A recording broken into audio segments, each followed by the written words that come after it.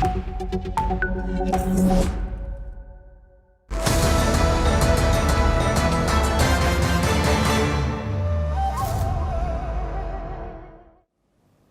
and welcome. I'm Asuma Katauka and you're watching the China Report on NewsX World.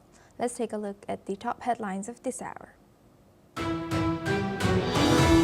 The Transport Ministry of China has suspended port fees on U.S.-linked vessels for 1 year.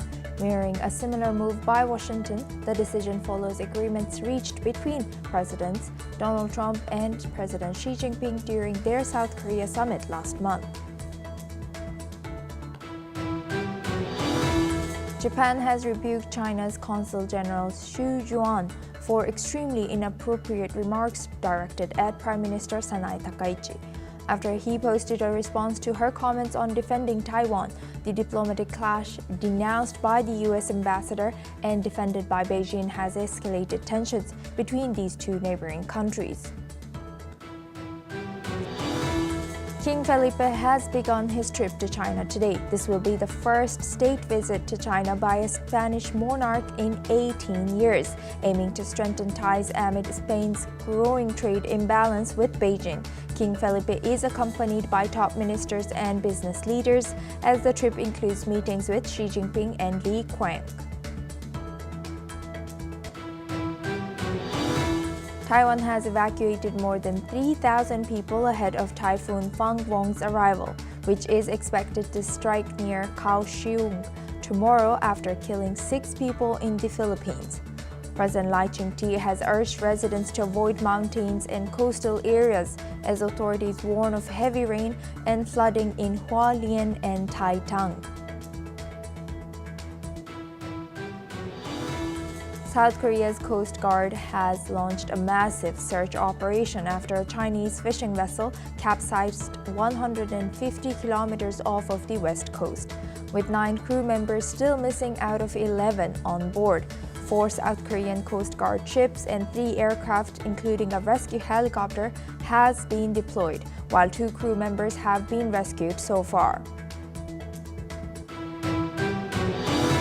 The European Commission is reportedly considering measures to force member states to phase out Huawei and ZTE Corp from their telecommunications networks. The move marks a potential escalation in Europe's efforts to curb Chinese tech influence amid growing security concerns in the bloc.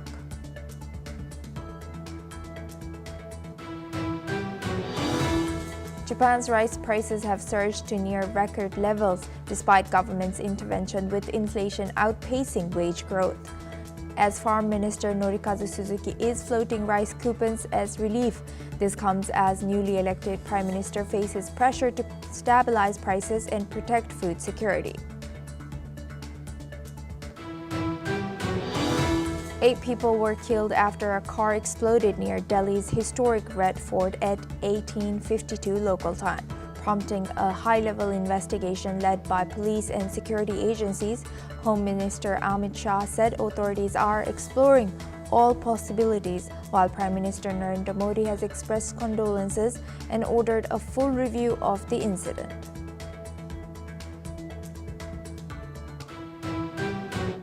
Now we move and we start with China. China has introduced a new package of measures to boost private investment. With the new plan, the Chinese government is supporting private capital participation in key projects like rail and nuclear power, provided they meet certain approval requirements and return expectations. Furthermore, according to the General Office of the State Council, the Chinese government is working to remove restrictions on businesses in the service sector. Another key part of the plan is to promote digital empowerment for small and medium-sized enterprises, while allowing more qualified projects to issue real estate investment trusts in the infrastructure sector. These measures aim to remove barriers, expand access, and provide stronger guarantees to spur more private investment. China has introduced a new package of measures to boost private investment. With the new plan, the Chinese government is supporting private capital participation in key projects like rail and nuclear power, provided that they meet certain approval requirements and return expectations. Furthermore, according to the General Office of the State Council, the Chinese government is working to remove restrictions on businesses in the services sector. Another key part of the plan is to promote digital empowerment for small and medium-sized enterprises, while allowing more qualified projects to issue real estate investment trusts in the infrastructure sector. These measures aim to remove barriers, expand access, and provide stronger guarantees to spur more private investment. Now for this discussion, we welcome Dr. Asta Chadha. She is a Ritsumeikan University Associate Professor of International Relations, joins us live from Kyoto. Thank you very much, Dr. Asta, for joining us again. Good to see you. Good to see you too. Thank you. Dr. Chadha, looking at this now, how do China's new private investment aligns with President Xi's broader political agenda of common prosperity, and what does this signal towards the recalibration of state market relations after years of tight regulatory and a tightening of the regulatories in China? Right. I mean, this shows that, all that was being said about Chinese economy being in a boom phase was not all entirely true, because Chinese economy for quite some time now has been showing signs of slowing momentum, and hence easing or making way for a favorable environment, let's say, for the private sector to sustain that growth which President Xi had been aiming at, seems to be very closely aligned with his goal of achieving high quality development. And we must remember that private enterprises account for a huge chunk of the businesses, and they contribute more than 50% of Chinese technological innovation. So it's also important to see that what sectors is it that China is trying to push private sector and participation in.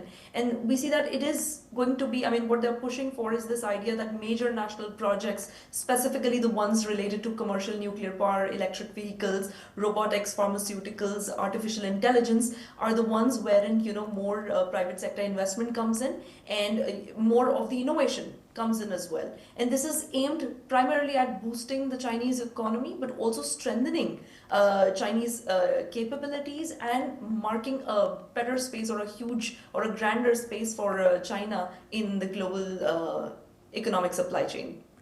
Do you think that companies, especially in Asian countries and European countries, would private companies still be hesitant to move toward China market? Yeah, again, it all depends on the kind of policies Chinese government is able to unveil, because remember, we are looking at what they are calling a favorable environment. Might also mean that at some point they might try to subsidize their domestic private sector industries to boost their technological advancement and more investment. And what that would mean ultimately is that there's going to be way more intensification of this trade related competition. And we've seen in the past that nothing is off the table, including geopolitical rift or export controls, or even Trump tariffs. So it needs to be seen what I think how private sector investors from across the globe are going to respond to this is, one, they're going to assess the market in China and see whether Chinese new industrial strategy is not just yet another reiteration of its national security policy and its domestic economic interests, but also for trying to establish China as one major part of the overall liberal global supply chain. That's one. And two, they will look into how feasible it is at this point to invest in China, and how long term can they maintain those investments. And lastly, Dr. Chadha, in what ways could these measures, although we don't know the particular details about it yet, influence regional economic dynamics in Asia, particularly regarding competition in investment flows between China, Japan, South Korea, even India?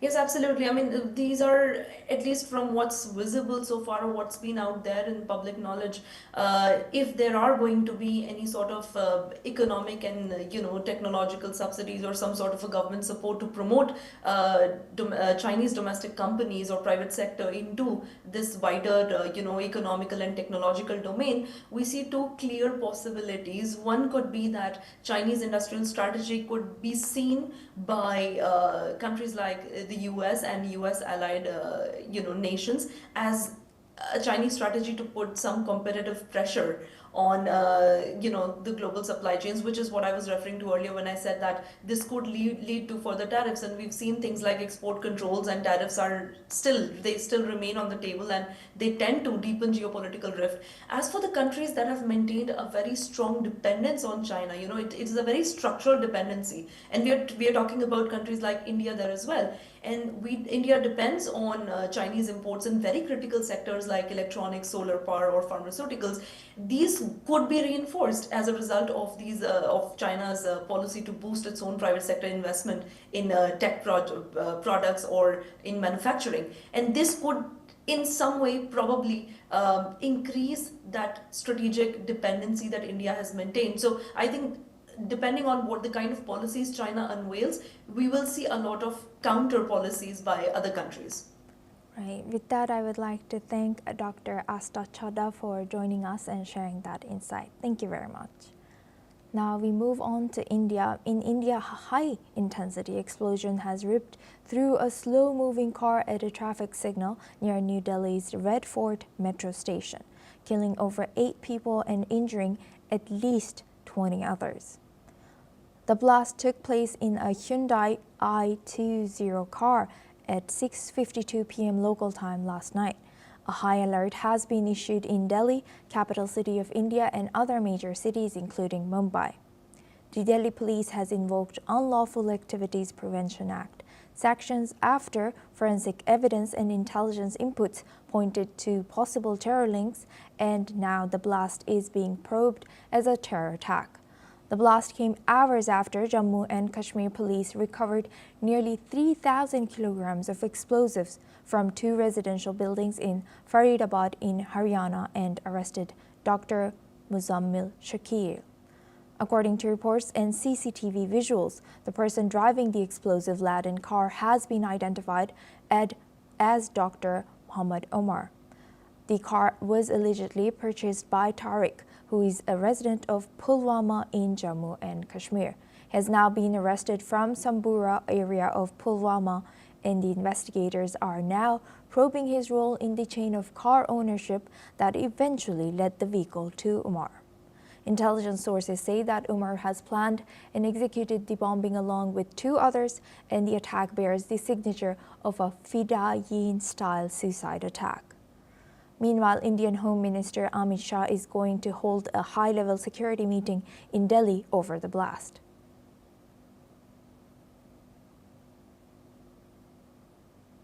Now for this discussion, we welcome retired Major General Dr. Rajan Kochhar. He's joining us as a senior strategic and defense expert from New Delhi. Thank you very much, Dr. Major General Rajan Kochhar, for joining us again. Good to see you. Now, looking at this sad news that has just come in last night, Doctor, what was your reaction and what would you like to share with us on this topic? Thank you, Asuma, for this very vital conversation from India. See, why are we concerned as a nation? We are concerned as a nation is because people are not allowing us to live in a state of peace. There have been numerous attempts to disrupt the peace in India. We have tried to make them understand through a congeniality, but congeniality is not working with them, especially Pakistan, I would like to name here. And most of these terror attacks, and this one in particular, we'll just discuss, uh, is slowly unraveling itself from a CNG blast into a terrorist attack because last evening if you have listened to Mr. Amit Shah, the Home Minister's statement, he has so far said that it's an open case. We are looking at from both the angles. So, how the events are unfolding itself is, as you have also mentioned, that there has been a recovery of ammonium nitrate, almost 2,900 plus kgs. Also, bomb making material, 20 uh, trunk loads of all these spares equipments to make a crude rugged bomb. Now, what a number of people who are getting arrested, this is a change in strategy because we are finding people like doctors, chartered accountants, people like engineers are getting involved into these terrorist activities, and this is a change of trend. Secondly, so far, no terrorist organization has come and claimed that they have carried out this blast, especially when we look at Jaish-e-Mohammed and Lashkar-e-Toiba, have uh, who have taken no time. Whenever a blast takes place in India, they come and actually claim it. And the reason is because Pakistan fears that if any of the terrorist groups which are based in Pakistan uh, uh, claim this kind of a thing, so then the culpability of this thing will be on Pakistan, and Sindhu 2.0 is waiting for them. So I think an attempt has been made to show this as an internal problem of India, because the type of people whom they have involved in this thing, there is a strategy behind it.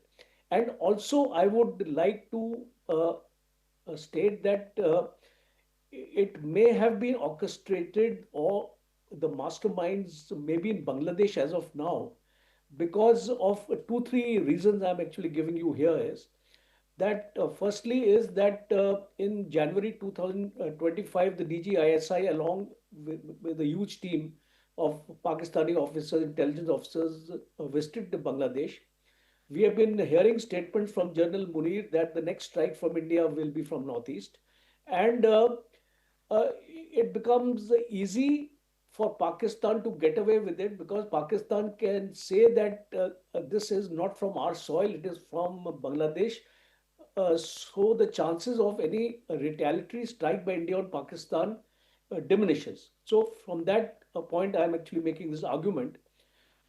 Now we look at the chain of events and why we believe it's a terrorist attack. So I will start with this.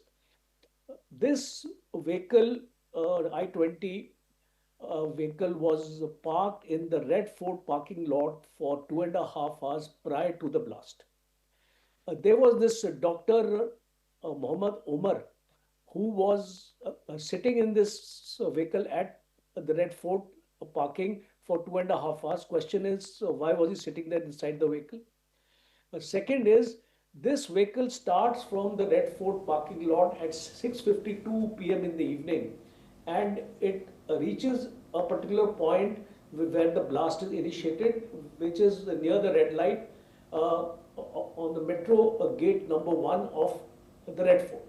So now a question comes, a CNG vehicle is being used with a definite aim, because whatever explosive material was kept in this vehicle, it was not of a very high intensity, it was not a crude bomb.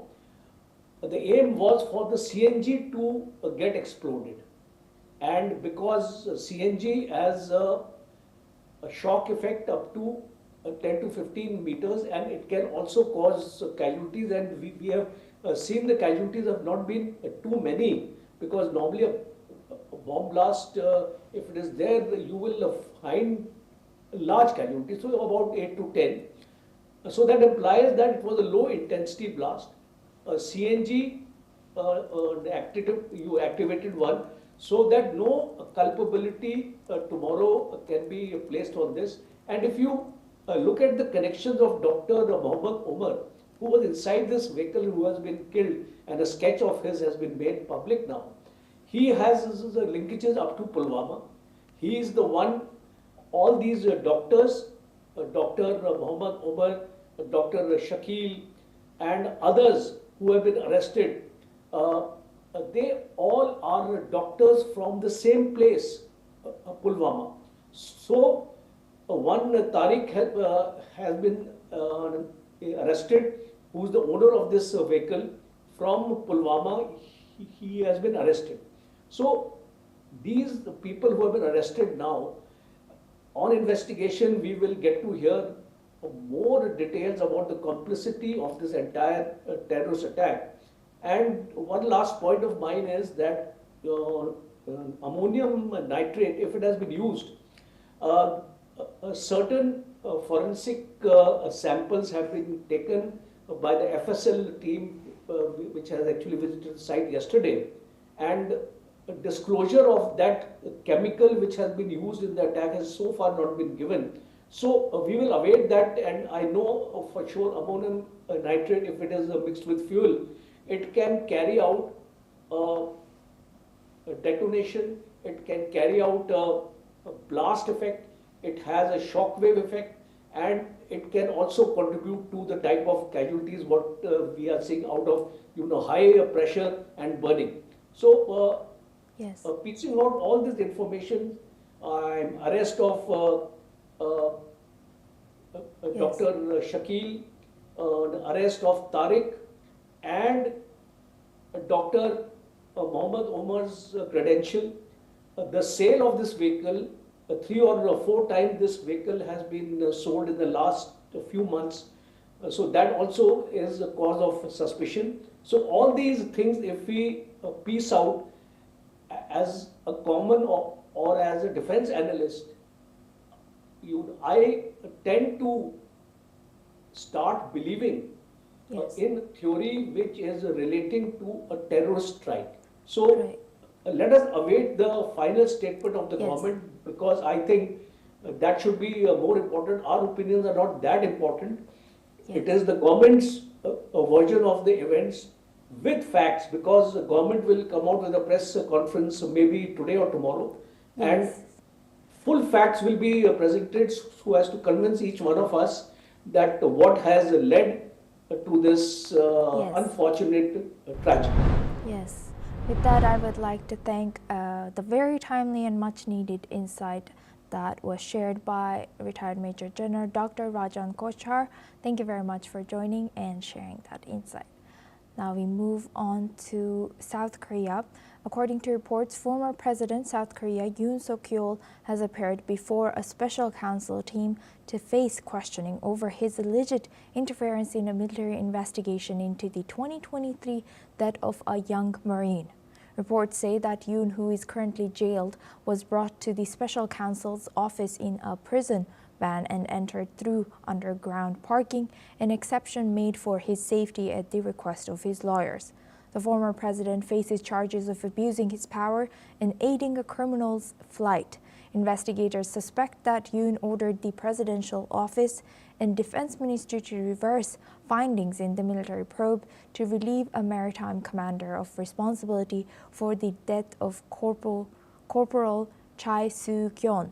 Yoon is also accused of helping former Defense Minister Lee Jong-sup evade accountability by appointing him as an ambassador to Australia in March of 2024. Now for this discussion, we welcome back Dr. Asta Chadha. She's a Ritsumeikan University Associate Professor of International Relations. Thank you very much, Dr. Chadha, for staying with us. Now, looking at this, what more can you tell us about this, and to what extent could the prosecution of former president reshape South Korea's political culture now? Yes, I mean, this is again just one of the series of domestic political scandals that seem to have gripped South Korea currently. And given the scenario that you explained, I mean, this is about the loss of life of Marine Corporal during a search and rescue operation of flood victims back in July 2023. And the in the internal military investigation, in the initial one, what was being said was that the division commander as well as other officers needed to be held responsible for negligence or negligent homicide because they ordered a mission in a very hazardous flooded area without proper safety equipment, and that led to the loss of life. Now this ex-president is being held responsible, or for trying to exert undue pressure to exclude the name of this alleged engagement of this division commander who allowed the mission in a hazardous area without proper safety equipment. So that's one, but that's not all. The ex-president is also being accused of ordering a retrieval of sensitive investigation records that he should not have been allowed to retrieve once the case had already been transferred to the police. And most importantly, he's also being accused of evading investigation. So trying to strike off names of this division commander, for instance, or as you mentioned, trying to act against the normal course of law to make sure that the then defense minister Lee Jong-suk, who also was, by the way, suspected in the same probe, and trying to help him evade that ongoing investigation by appointing him as an ambassador to another country. This is causing severe major political scandals in the country, and it kind of shows how farther can abuse of power go, especially in positions of power like the president of the country. Yes, indeed. With that, I would like to thank Dr. Asta Chadda for joining us today and sharing that insight throughout our news. Thank you very much. Now we stay in the region. South Korea and Cambodia have agreed to join forces against online scams and transnational criminal networks during a meeting in Seoul. South Korean Foreign Minister Cho Hyun and Cambodian Prime Minister Hun Manet pledged closer cooperation to curb cyber fraud and related offenses. Both leaders emphasized the growing threat of online scams targeting South Korean nationals operating out of Cambodia. To strengthen enforcement, the national police chiefs of both nations launched a new joint task force on Monday. The task force will focus on investigating and dismantling scam networks as well as protecting victims of cybercrime. Officials say the partnership marks a new phase in bilateral relations, expanding beyond trade and diplomacy into law enforcement collaboration. Now we move on to Taiwan. Taiwan has issued a land warning and evacuated more than 3,000 people ahead of Typhoon Fung Wong's arrival in the region. The typhoon is expected to bring heavy rain to the island's mountainous east coast. The typhoon is forecast to make landfall on Taiwan's southwestern coast near the major port city of Kaohsiung after moving through the Philippines as a stronger system that has already claimed 6 lives there. It is expected to cross the southern part of Taiwan and enter the Pacific Ocean along the coast of the sparsely populated eastern countries of Taitung and Hualien. Meanwhile, Taiwan's President Lai Ching-te has advised people to avoid the mountains, the coast, and other potentially dangerous areas. And that's a wrap on China Report. Keep watching NewsX World for more news updates from around the world.